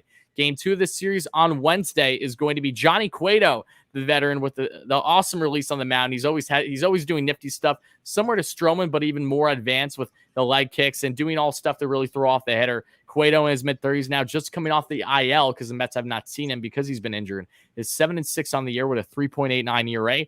Facing off against Taijuan Walker, who's 7-8 on the year with a 3.86 ERA. Then we get into game 3 of the series finale, the end of this 14-game stretch for the Mets, what has been otherwise horrendous. We have left-handed pitcher Alex Wood. You guys might remember him. He's been in the NL for a long time now. 10-4 win-loss record on the year for the Southpaw with a 4.11 ERA. Facing off against Cookie Carrasco, who's 0-2 on the year with an 8.82 ERA. So, Richie, how do you feel about the Giants this upcoming series and overall these pitching matchups before we get into individual hitters the Mets should keep an eye on? Yeah, I think this is, the finale of a brutal stretch with the New York Mets based on who we're going up against, the two monsters in California, San Francisco and LA. We talked previewing this stretch before it happened, and we were hopeful that we can be somewhat near 500 at the end of the stretch, and it doesn't look that way unless we sweep the Giants. I'm just looking at, is it possible to win a series? against these guys? Can we win 2 of the 3?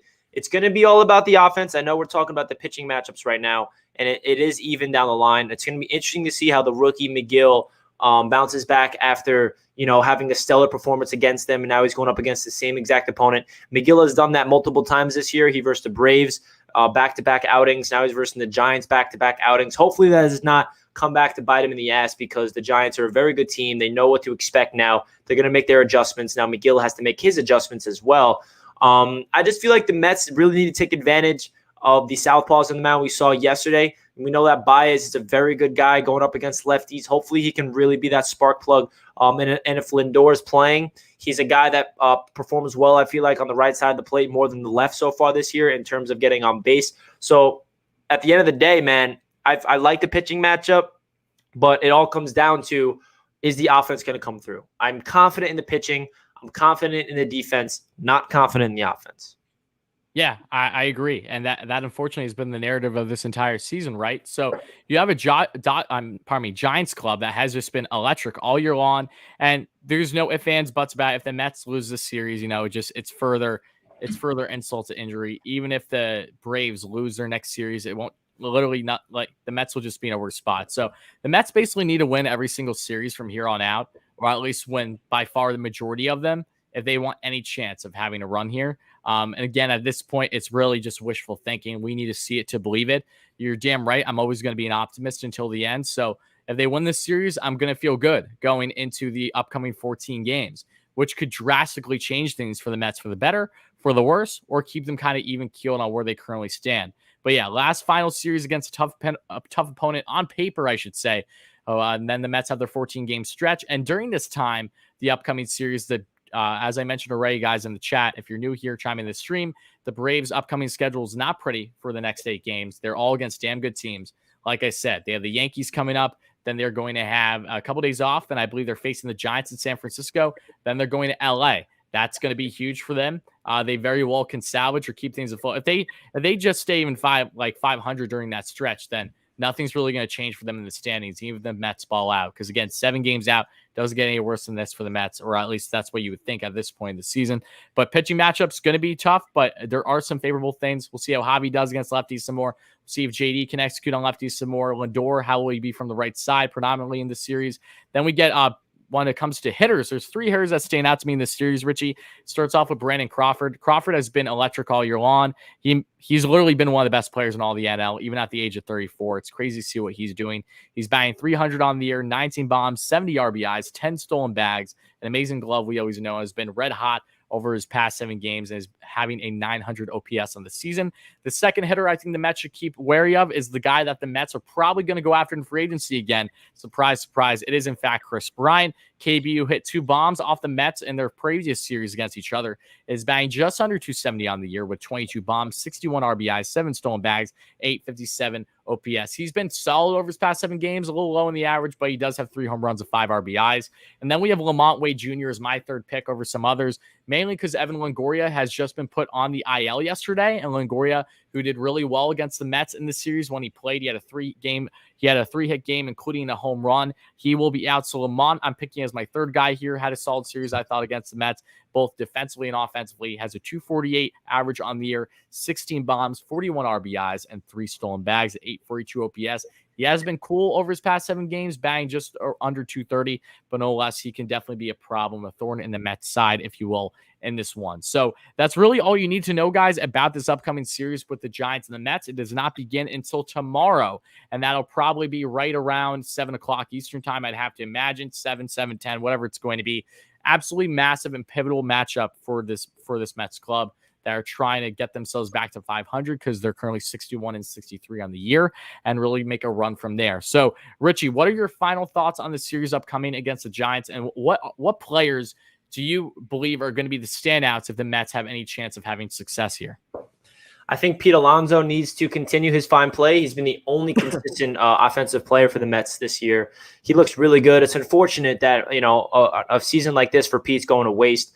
But he's definitely somebody that we're looking out for. And then Baez. Is Baez going to be that guy that, we gave up a big prospect for him? Pete Crow Armstrong is not just a crappy prospect. I know that he has a shoulder problem and he's very young, but we paid a big price for Javi. So hopefully, Baez can prove to be the spark that this offense and the defense and the entire team, an energy change from Baez. This is where you can prove to be a difference maker. And we saw it yesterday, and he proved it. That slide is electric, turning a single into a double, 2 doubles right away. His defense is amazing. The glove is there. The swagger is there. We all know that. And then Francisco Lindor is definitely the other guy. I feel like those are the 3 guys, assuming Lindor is healthy for at least 2 games of the series. Those 3 guys offensively, we need to make sure can carry the load, because if Pete, Baez, and Lindor all click at the same time, I have confidence in the offense to score at least 4 or 5 runs a game. I agree with you, and it's going to be crucial for the Mets' big guns to actually step up. We've been seeing it from Pete. We hope it continues for him. Now we need to see it with everyone else. So with that being said, folks, we're going to transition now into answering some questions here for the next little bit. And from there, Richie's going to get out of here, and I'm going to be taking some live callers to really cap off the stream. So before we do that, though, again, thank you everyone that's been chiming in. I appreciate you guys. Smash that like and subscribe button if you're enjoying the Mets discussion. If you enjoy consistent Mets content, this is the place to be. Come join the family. And same thing with Richie at Mets Media. You guys know all the drill by now, however. So, Richie, you down to take some questions? Yeah, man. All right, awesome. Let's get into it, guys. So, guys, for the next, I'd want to say 15 minutes or so, we'll be taking questions. And then from there, Richie's going to hop out of the stream, and I will be just myself, and we'll be taking callers. I'll be taking upwards of 5 callers here, and then that'll cap off. So if you have a question that you want to wait to actually call in for, that's fine. But for now, we're going to be doing just a Q&A before we get on to the caller segment. So, again, appreciate you all being here. Everyone that's been waiting for questions be answered too as well. We appreciate your patience mightily. Let's see. JG says, what would you guys do to upgrade corner outfield spots in the offseason? Dom and Conforto got to go. Well, I'm not going to bet the house on you that Dom and Conforto will be gone in the offseason, so I can tell that's who you want to be gone, but it's going to go directly in hand with who actually they part ways with. I do think that one of those 2 may very well be gone in the offseason. However, me personally, my viewpoint on who I think the Mets should get goes directly in hand with really what's reported and what makes most sense for them. So I can piggyback off. Dream picks for me when it comes to corner is that you move Nemo to left and you potentially get a big name center fielder in there, whether that is a Starling Marte potentially or even a Byron Buxton to go up that. Once again, that you know how much I love Byron. In right field, if the Mets say don't have Conforto, I'm very much in favor of Nick Castellanos if he hits free agency and becomes available. So, Richie, are there any guys out there outfield-wise that you would like to see the Mets land with the assumption that at least one of Dom or Conforto is potentially gone? Yeah, I think there's going to be a huge overhaul in this team this offseason. Some core guys that we thought might be here for the long term might not be here, such as Dom Smith, Conforto, JD Davis. So I think they're going to weigh all their options. Castellanos sounds pretty dope to me. I haven't really researched of who exactly is available via free agency. And I hate that we're even speaking about the offseason in the middle of the season. I hate when that happens because that usually means the season's over. But here we are. You gotta do what you gotta do. But I'm really intrigued. I feel like the most important thing about this offseason is less of who the players we bring in, but it's a change in the organization. Are they going to bring in a new baseball operations guy, a new president? Are they going to bring in a new GM? Are they going to bring in a new manager? I think that's the discussion that needs to be had. I agree with you. And that's something that, again, we're not going to know about until the season's done, folks. So maybe there's going to be rumors that dwindle out that, leak prior to the season's conclusion. But until we know for certain where the Mets stand this year, that I don't expect us to really know in detail on what kind of managerial and upper management changes or upgrades, we should say, will be had for this club. But good question overall. David says, what's up, David? When Thor returns, do you see the Mets going to a rotation going to a 6-man? No, David, I don't. I think what's going to happen is the Mets are going to have him in the bullpen more often than not. I think they're going to have him more of a lawn relief role. And then if they can gradually work him up to being a starter, then okay. But it's going to be a lot to do in a short period of time. But no less reliever is where he stands as of now. Tyler says, I could see Chris Bryant staying with the Giants. Yeah, I can too. Absolutely. Again, it's going to be interesting to see what the offseason holds. I said already, if the Mets find Chris Bryant available in free agency, I think they're going to go after him. If Chris Bryant resigns with the Giants, and obviously he resigns with the Giants, it seems he's comfortable there. But we'll see what free agency holds on his front. I agree.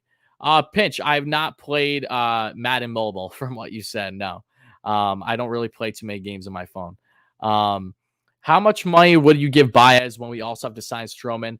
Well, again, JJ, it really comes down to other moves that are going to happen. That's a good question. I think reports from what I've read from over the past month prior to when Baez was traded to the Mets was that he's looking for $200 million, and that is where he reached a stalemate with the Cubs. From what I've seen, I think that Baez will take money less than that to stay with the Mets and be with Lindor. So I'm not going to give you a prediction on an exact number right now because I truly believe it goes directly in hand with whatever other moving parts they have, as you mentioned, with Stroman and potentially Thor and other trades that could be had. Like that is going to be directly weighed. The Mets are going to have plenty of money to spend. I promise you that much. They're a team that is not going to be afraid to spend at all. They're a team that is not afraid to go over the luxury tax at all either. They made that known, but they did say that if they do in fact go over the threshold and, get their tax, whatever it's going to be, that they're going to want to do it big. They don't want to do it small because then they feel it's kind of worthless. The Dodgers lead the league in payroll right now, and the Mets would not have a problem whatsoever leading the league in payroll. So it's just a matter of how are they going to allocate their money properly, not just between Baez, but between the rest of the team. But I will say I feel pretty confident Javi will be re-signed, or else I don't see the Mets train for him. What is your stance on that, Richie, if at all? Re-signing Baez? Yeah.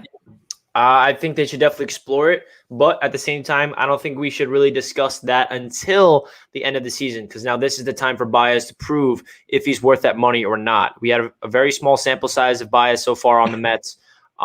He made a big impact yesterday. How's he going to finish out the season? Is he going to play well? Is he going to get injured again? Is he going to play well offensively or defensively, if not both? I think it's a little too soon to really decide if the Mets are going to extend him or not until after the season. He has a lot of games left in the tank to prove that he deserves that contract with the Mets. Okay. Yeah, no, that's a great take as well. And obviously part of Steve Cohen's first year as owners evaluating everything, right? And it comes down to evaluating these players currently on the club, evaluating the moves that were made, how impactful, if at all, were they? So yeah, that's a very strong take. And while I do feel that Baez is more of a lock than people may believe otherwise, you very well could be more in the proper category still, that even after trading PCA, who's the Mets 7th ranked prospect according to Joe DeMayo for Javi, that, it all comes down to what the market holds come the offseason if they feel he's best fit, especially being in a secondary position versus his normal one of short. So that's a great point as well. So we're going to be taking a couple more questions, guys, before we get on to our caller Q&A. That's when Richie's going to hop out of here. Brandon says, hey, Worry, in the Mets pitching rotation, in that I don't know why I can't read right now. In the Mets pitching rotation, when everyone in that rotation, even the injured ones now, who is a three-headed monster? With everyone hurt right now, I don't think they have a three-headed monster. Let me put it that way. The Mets don't have a three-headed monster. They have three solid pitchers, and those three consist of Tyler Mcneal, Marcus Stroman, and Taijuan Walker. That's your quote-unquote three-headed monster, but by no means is that a monster, okay? Marcus Stroman is leading the pack. Tyler Mcneal is behind him, and Taijuan Walker's there as well. Walker's been a dog this year, has fought adversity, but he's been looking better as of late, which is definitely a great sign. Let's see here from David. How will the Mets juggle their playing time between Dom Smith, JD Davis, Jeff McNeil once Lindor returns? David, we actually touched on that quite a bit in the stream already. So if you want to go back to the stream, I highly suggest you do, because we really broke that all down already. But in a nutshell, we don't know for certain. We think that they're going to go most on pitching matchups, but we did discuss it in the segment that literally is about, it's titled, third base or left field in the stream. So check it out whenever you get the chance. Let's see. If Mets make up some ground in the standings, says Tune 3, do you see DeGrom definitely back in the rotation? No, I don't actually.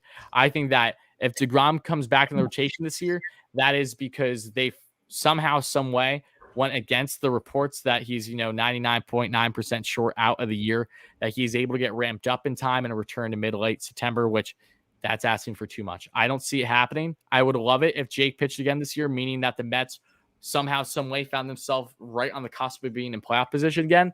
But, based on their trade deadline as well, going directly in hand with Jake, which is something that I did not think was actually going to happen. And that's something that I need to address in a separate video. I don't feel certain at all that Jake will be back this season, even if the Mets find themselves getting on a little bit of a run here. Do you agree with that, Richie? Yeah, man. So every time I think of Jacob deGrom, I just think of a historical season wasted. It's an injury, man. It's nothing you can do about it. It's a reality part of sports. but I don't think he's going to be coming back no matter what happens. I think unless the Mets, I don't know. Even if the Mets are somehow they go on like a 10-game winning streak and they're like 1 game back and DeGrom says he's good to go when he shouldn't be, I think that would be a mistake because we still have a couple years of control left with DeGrom. He does have an opt-out. The contract situation will be, in the future. We're not going to even discuss that now. But I'd rather DeGrom, if his elbow is inflamed, there's no reason to have him out there. I don't see this team winning the World Series this year. And it's a reality. I think we can all agree that we're not even in the conversation of making the damn playoffs. So I think that would be a mistake. I don't think the doctors are going to even let that happen. So, unfortunately, Jacob deGrom is going to be shut down this year. And, hopefully he can be healthy and have a really good offseason and be ready to go next year and play the entire season because he was our ticket to becoming a team in the National League that can go deep in the playoffs, even though the offense wasn't helping out. So even if deGrom was healthy this whole time, who knows what would have happened because the offense would have still stunk. But it's still, very unfortunate.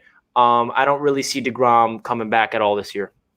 Yeah, no, you're right. I think it's important to look at, the realization of things right now. And while anything can, of course, happen, maybe we will be talking mid to late September and Jake's back and everything's going smoothly. But that's something that we'll have to see to believe. And just if that does in fact happen, doesn't mean that we're going to wholeheartedly agree either, depending on how much the team has either changed for the better or has kind of stayed the same. So again, there's a lot of question marks there.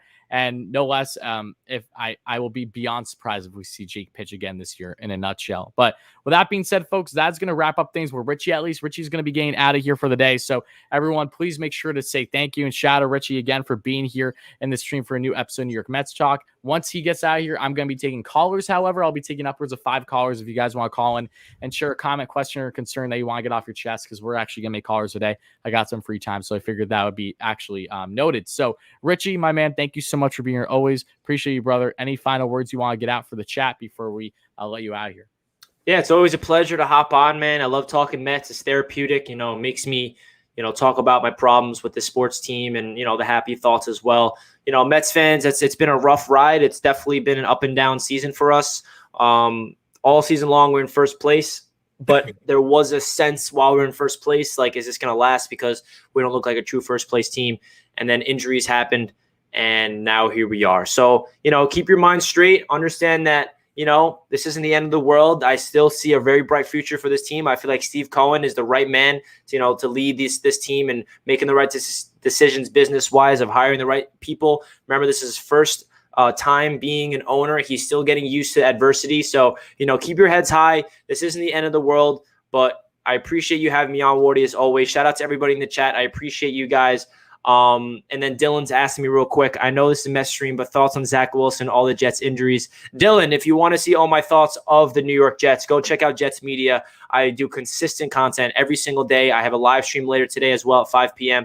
Interviewing Jets insiders. So if you want, I'm not going to, bore Giants fans or non-football fans about me talking about the Jets on the Mets stream right now. So if you want to hear my thoughts of Zach Wilson looking like the next Joe Namath, go check out my channel down below. I'm just kidding, obviously. I'm not overreacting, but appreciate you guys. All love. Let's go Mets. You got to believe. Wardy, you're the man. I'll catch you next time, bro. Catch you next time. Appreciate you again, Richie. Happy to have you back in here, bro. All right, guys. So from there, we're going to be taking some callers now. We'll be doing a live call-in Q&A, for 5 or so people that are able to call in. I'll gladly hear you guys out. We haven't done this in a while. It's mainly just because of my software issue. So I apologize for that, everybody. But I want to say how much I appreciate everyone that's been chiming the stream this entire time, even with doom and gloom for our Mets. It's always good to come here, have our discussions, and go from there. So as always, smash that like and subscribe on if you're new. Help us get 100 likes, guys, too. That would really mean a lot. And now we're going to be doing a call-in Q&A for you guys for upwards of 5 or so, just so we don't get too out of hand. But if you guys should know the drill by now. When you call in, please be respectful. You don't have to have your camera on if you don't want to, by the way. Just feel free to talk anything Mets with me if you have a comment or concern. Be fairly short. Just don't be too extended, mainly because we're going to have other people calling in. But outside of that, I appreciate you guys. And just, again, be respectful more than anything. And when you type in your name, when you come in through the software, just put your normal name, whatever your name is, through your actual YouTube handle. So here we go.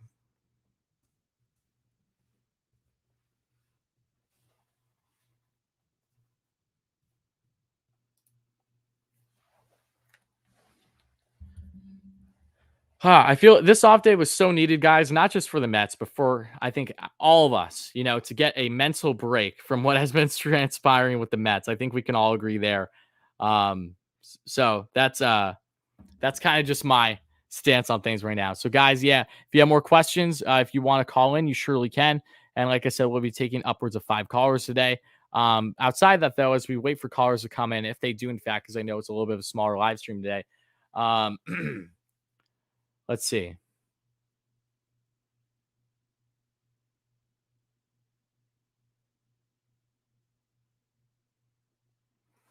Okay.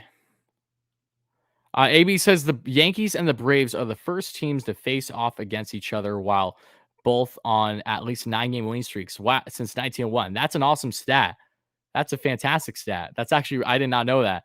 Well, I will tell you, as much as it may pay me for the next Tuesday, Wednesday, Thursday, and shout out to my man at Unhinged Yankees because he's going to enjoy this too. I will be a Yankees fan.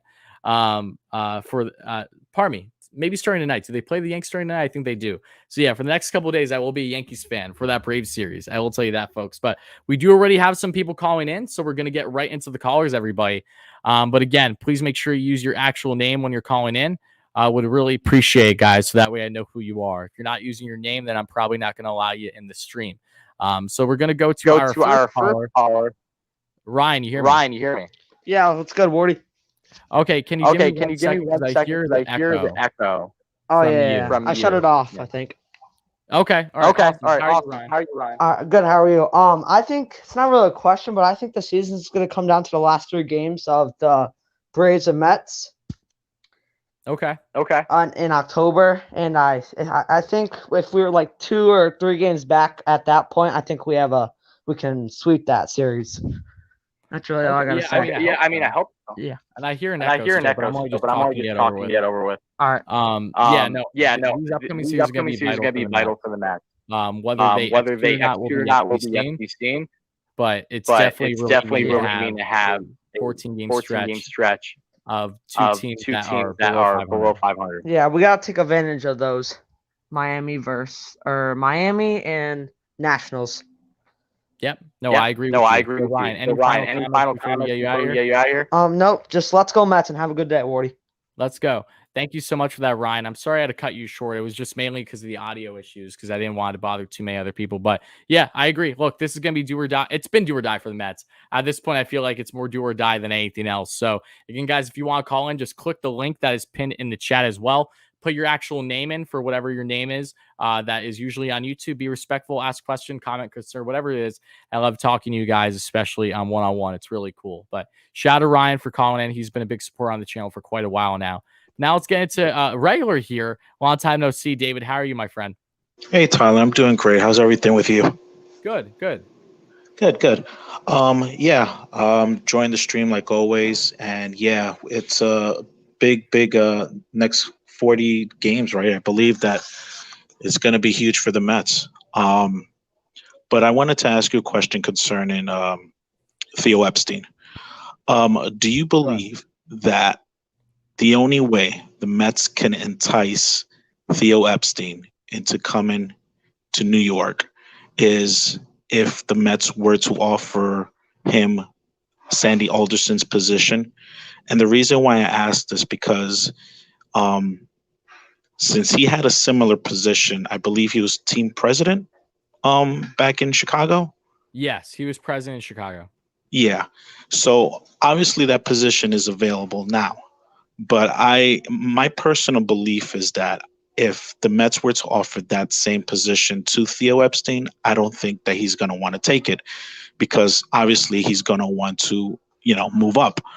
So do you believe, and I'll hang up to listen to your answer, do you believe that the only way for the Mets to bring in Theo Epstein is to offer Sandy's job? And the reason why I'm even bringing this up as well is because, Sandy Alderson has done good moves in the offseason. But as you know as well, there's been a lot of scandals, a lot of, things that had been brewing up with, him signing Porter and then this collapse that we've had during the season and all that stuff. And I know that we can't attribute it all to Sandy Alderson, But I mean, it looks like Steve Cohen wants to shake things up in this offseason, especially if we don't make the playoffs. And it looks like one of those things that he really wants to bring in is Theo Epstein, which we know that he ended the curse in Boston, ended the curse in Chicago. And we could say, I guess, we're in a mini curse as well that we haven't won since '86. So, yeah, I'll hang up and listen to you. Yeah, what do you think on Theo Epstein's position, and also that the fact that he wants to be he also wants part ownership as well to whatever team that he chooses. Thanks, Tyler. Appreciate it, and I hope you have a great rest of your day. Bye. Thank you too, David. David, I love when you call and you always give sophisticated questions. I'm more than happy to answer them. Theo Epstein is a guy that I'm beyond enticed by. If you guys are curious about the Theo Epstein report that was initially from Ken Rosenthal over the past couple of weeks, please make sure to check out a video that I actually did on the channel. Was one of my last actual videos on the channel that isn't a live stream. So please make sure you check it out if you haven't. But in a nutshell on Theo Epstein, I do believe that the best way for the Mets to drag him in from the reports that we were seeing, so I'm going to relay that along with just some realism here, is Theo has done everything in his career at this point. He already has a Hall of Fame record, and he's still at a fairly young age. I believe he's in his late 40s, early 50s. He's still in a prime age to have success. He's working with the commissioner, as we know, the commissioner's office on decisions, but I do believe that he very well could find himself with the Mets, and it's going to, of course, take one minority ownership. That's something that was reported and loomed out there during leading to his departure with the Cubs as well. Something that the Cubs were either not willing to do or something that he just wasn't willing to do with the Cubs anymore, that being Theo as their president. But secondly, yes, I do think that if the Mets do, in fact, bring in Theo this offseason, it's going to go directly in hand with him running the show, with him running everything.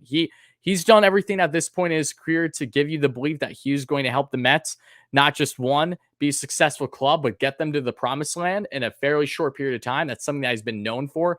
What he has done in previous times with the Red Sox, ending their literally like 100-year drought, roughly. Same thing with the Cubs. That's what he's known for. And he loves challenges, as we know. And yes, the money factor is going to be a big thing too. You want to make sure that this guy's getting high pay for good reason. But there's obvious entice to come to the Mets team that has a bright future with the owner that wants nothing than success of the club. So if he does go in, give Theo what he's looking for, not just between minority stake and ownership, but full control of baseball operations, where this man does every single thing that he wants to be done to this club when it comes to hiring other positions below him as well, along with just overall figuring out things for the roster now and going forward. Yes, I do think that it comes to Sandy, that Theo Epstein, if he becomes a Met, will be in a higher position than what Sandy Alderson is right now. And that part of me does not believe, and again, this is part of me, this isn't a full belief, but a strong part of me believes that he would not come to the Mets if he is not in the highest role. Like I said, his track record speaks for itself at this point. He's 47. Someone said in the chat, thank you. I knew he was in his late 40s at least, but he's done everything to prove his worth at this point. So yeah, I would definitely say that offering Sandy's role to really run everything, but actually have more of a say in things versus what Sandy has at this point. Because I think a lot of people get misconstrued, unfortunately, that when it comes to Sandy, everyone thinks that he's still GM. He's not. And that was something abundantly clear. He did not want to be involved in the day-to-day operations of roster construction, all those things. He had to in the beginning when it came to when that he first came in with the Mets with Steve Cohen, because they didn't have a GM yet. He hired Jared Porter. That fell through, as we know, for obvious reasons. Then he brought in Zach Scott, who was the assistant at that time that the Mets had recently hired. And it's also enticing as well, to an extent, knowing that Theo can have some familiarity in this organization beyond what maybe we don't know, but Zach Scott as well. And that's why I also feel fairly strongly that Zach Scott will be back as the Mets GM, especially if Theo Epstein does in fact come in as their new team president of baseball operations. Because if you guys don't remember, Zach Scott worked his way up in the organization with the Red Sox, becoming the analytics guru that he was, directly in hand with him being first under Theo Epstein throughout the entire time that Theo was GM there in Boston in the early 2010s. So that goes directly in hand as well. You have to remember that they have a connection there. And I think that would, of course, continue and would benefit Zach Scott, quite honestly, if Theo comes in as president. But yes, I do think if Theo comes in to answer your question, David, he would be running the show. He would be complete control of baseball operations. So great question, David. I appreciate that. So now getting into our next caller is another viewer who's been consistent here. Brandon, how are you doing today, buddy? I'm doing good. How are you doing today, Tyler? I'm doing good. What questions or comments or concerns do you got from me? So I just wanted to go into talks about Javier Baez's performance coming back from injury. Awesome. So So when I was watching the game yesterday, of course, I was happy to see Javi again. He had a really good game. I was really surprised on his performance, having a double to start it off, and just playing his defense very well and playing his offense well. Um, and yeah, it'll be really good to see, how Javi will do alongside Endure. And yeah, I just wanted to go into talks on Javi Baez's performance, and what were your thoughts on his performance? Okay. All right. Is there anything else you have for me before I let you go so I can answer everything? That was it. You have a good day, Tyler. Thank you, Brandon. You too. You've been an awesome supporter on the channel. I appreciate that, Brandon. To answer Brandon's comments, Javi Baez. Yes, he's definitely a discussion piece right now. Looking on the matchup, I had a feeling that he would have at least a solid game yesterday, given that he's done historically well this season and in years prior against lefties. And we saw just that off of David Price and overall throughout the game, 2 for 4 with the RBI and runs scored. He did it all. And that was fantastic to see. We all know that. So Javi Baez, I think what's important for him going forward is, one, obviously making sure that he's comfortable defensively from second base, where that's where he'll be playing the majority of the remainder of the season. I do think that's going to happen. He's done it with Team Puerto Rico. And he said, again, the beauty about Javi Baez, at least with the Mets, is he wants to be here. And I think there is something to be said about players that automatically want to be at a club that they were traded to based on his remarks that he made prior to being dealt from the Cubs when he was in that radio show in which he spoke in Spanish, that if I were to hit free agency, I want to be with the Mets to be with Francisco Lindor. And that's my only exception to playing second base, because Francisco, I love him and I would love to actually play with him every single day. That's what he's going to be doing. I really think that Lindor's impact is only going to benefit Javi for the better. And I think that they're going to piggyback off of each other and bring an energy that this clubhouse desperately needs, not just now, but next season, the years beyond. These kind of guys are X factors for more reasons than one. And I really do think it gets overlooked. So that's going to be awesome to see them on an everyday basis. I cannot wait for that connection. On top of that, you're going to have not just their play offensively, their play on the bags defensively. And if he can just, shorten his swing up a little bit, not swing at every slider, even if it's 2 feet away, I think great things are going to happen with Javi in New York. And I do, as I said already, expect him to probably be extended in the offseason. Whether you guys would agree or disagree, I personally think that's something that'll happen until I'm proven otherwise, just given everything that has led up to this point with Baez and the New York Mets. But great question and comments from Brandon. Appreciate you, buddy. We have a couple more callers left. I see Isaac. I see my man Darren. And then that'll probably do it for today's show. So Isaac, do you hear me, buddy? I hear you. Can you hear me? Awesome. How are you doing, my man? Can't complain. Enjoying the heat. Enjoying the heat? Nice. Yeah, listen, I'm going to make this quick because I know that you're probably one of the biggest fans of Conforto. And I know that lately he's been doing a little bit better. First part of my question is, what do you think of the chances of re-signing him? What do you think the interest would be in re-signing him? And the last one's more of a long shot, but what do you think the chances are of getting Juan Soto instead? Especially after his recent post of New York and liking being in New York. Awesome. I like those are great questions, Isaac. You got anything else for me before I let you go? No, that's it. I mean, let's go Mets. Other than that, let's go Mets, Isaac. I appreciate you calling in, buddy. So awesome stuff from him. Yes, you guys know I'm a Conforto lifer. A lot of people dislike me for it because I'm, look, how many times do I need to tell you my stance on Michael Conforto, everybody? I really like the guy. He's always been my favorite player. But to answer him, one, I think there's a very solid chance the Mets bring him back this offseason. But I would be remiss to say that it won't happen without it being just a qualifying offer. I think that is more than likely what the case is going to be. If it goes beyond that, I'm honestly more concerned with Conforto not being back with the Mets, not because of Conforto wanting to be here and Scott Boras, but rather the Mets. Because as I said, going back into the season, one of the things that bothered me the most about the Michael Conforto thing was, one, he wasn't extended prior to the season, and two, Sandy Alderson said in a presser right around the spring training that he openly said, too, without even being asked, that if George Springer landed with the Mets, that would directly prohibit the chances of Conforto being with the Mets long term. He literally said that, and that obviously isn't a good look. Conforto heard that, I'm sure, and it's not something that you should say in a presser when your guy is on your team. Talk about support. I didn't like that at all. But at that point, it was telling that the Mets were not committed at Conforto then. And with Conforto's endless injuries this year, not endless injuries, but just significant injuries, truly having a down year until the month of August, where he actually has been playing some damn good baseball. It's a problem. But I do think that him and the Mets will reach an agreement. but they are, from reports I have seen, are considering all options regardless if they resign him or not. So it really is kind of a 50-50 right now, but I am going to say there is very much still a solid chance. And two, I don't see Juan Soto coming to the Mets next season. I think Soto is something that could happen for the Mets closer to when he becomes a free agent, if at all, because they would have built a more significant farm than what they have right now. The Mets just don't have the prospect capital to make something for Soto happen. It's something I almost did a video on, but then I held back. I decided not to do it after realization that, you know what, it's probably not the best idea because, yes, I know he tweeted this post on Instagram. If you guys don't know, Soto, prior to his series with the Nationals, put a post out on Instagram stating that, you know, like, put hashtags, it's like dream future about being in New York. And a lot of people alluded to, including myself, for fun, that is that a sign that Soto would like to play in New York one day, whether that's for the Mets or the Yankees. That very well could be the case. But again, when you have a generational player in Juan Soto, who's arguably the best hitter in baseball, is 22 years of age, has years of control left, there's no way in hell the Mets are even going to be landing him anytime soon. If they do, they'll have to build up their prospect farm tremendously and get rid of absolutely everyone in it, basically.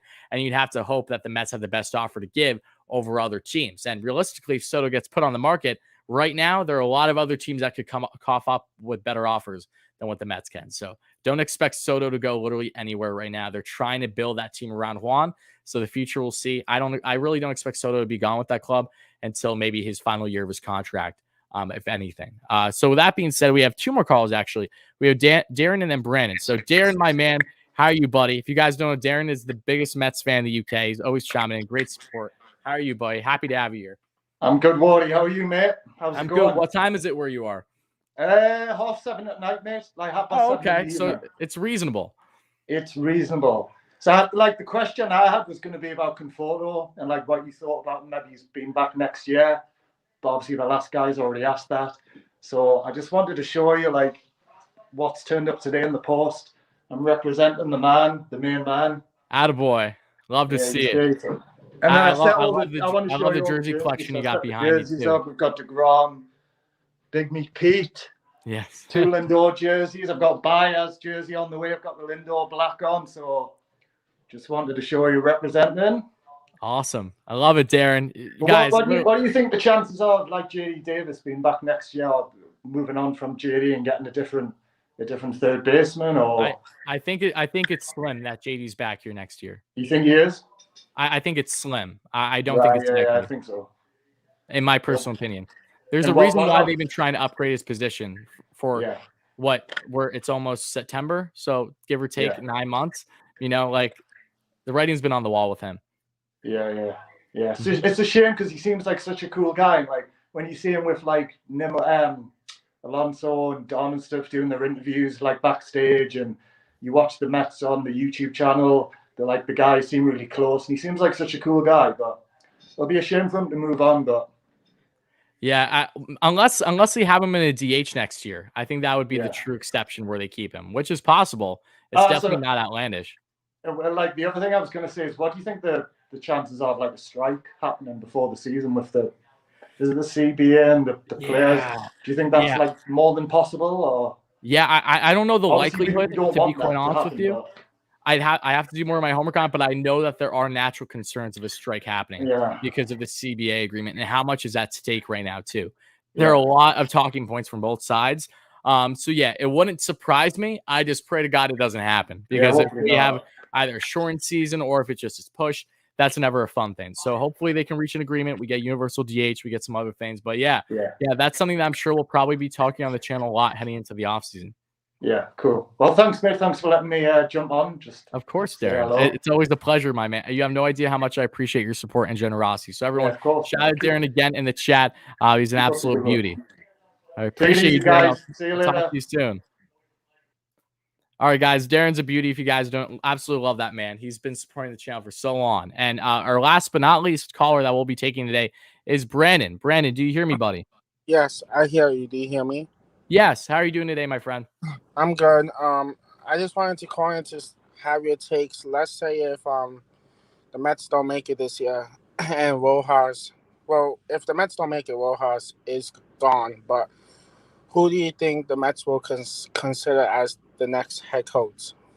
Okay. So I get asked this a lot, Brandon, and I have to be honest with you, I don't have an answer. And the reason for that is there's been nothing to indicate what direction they would go in if they part ways with Rojas. So I really can't give you a specific. Some people want Buck Showalter because they know he's available. He's just covering stuff through MLB Network right now, a veteran in the game who has, of course, had his fair share of success.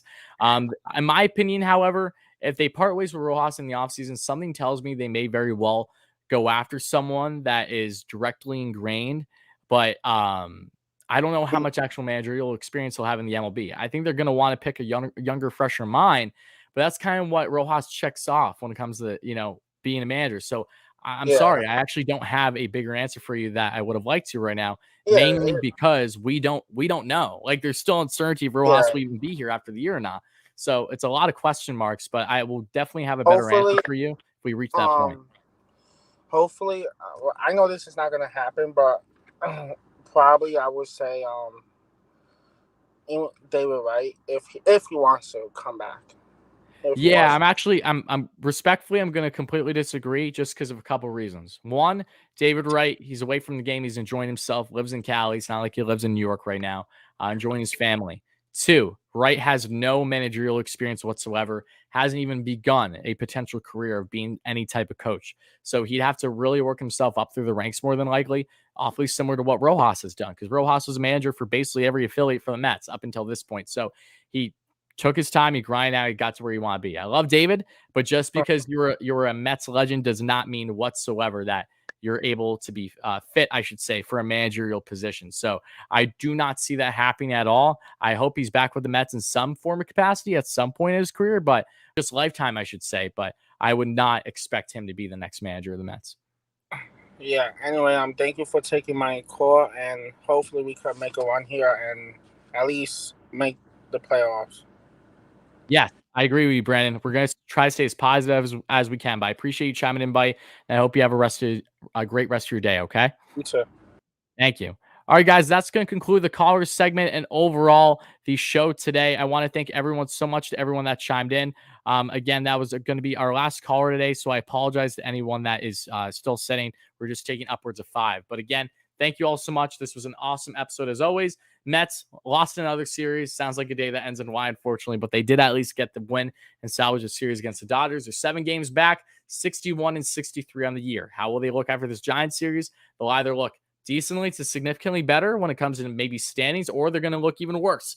I don't know how much we're going to get in between there, but I'm excited to talk about it in a couple days when that series has concluded. So, guys, we will be live for probably, if not the entire series, then the majority of the series on the channel once it begins Tuesday, tomorrow night. So expect the streams up soon. But again, thank you all so much for your support, for the donations, subscriptions, all that stuff. It really does mean the world to me. Really, really appreciate you guys, and I hope you all have a great rest of your day. And let's go Mets, baby. You got to believe. Talk to you guys soon.